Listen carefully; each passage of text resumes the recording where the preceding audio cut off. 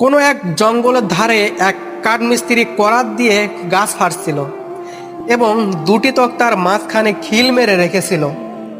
অন্য এক গাছ থেকে একটি বানর তার করাত চালনা ও খিল মারা দেখছিল।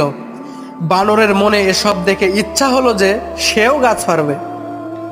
কাঠমিস্ত্রি খাওয়ার জন্য যখন বাড়ি চলে গেল, বানর এসে গাছটির উপর এমনভাবে বসলো যে তার লেজটি তক্তার ফাঁক দিয়ে নিচে ঝুলে পড়ল।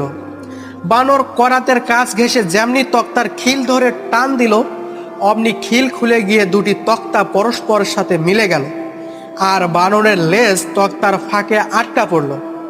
যখন যন্ত্রণায় কাতর হয়ে সে চিৎকার করে বলছিল, আমার কাজ ছিল গাছে গাছে ফলমূল খেয়ে বেড়ানো, আমি কেন করাত চালাতে আসলাম।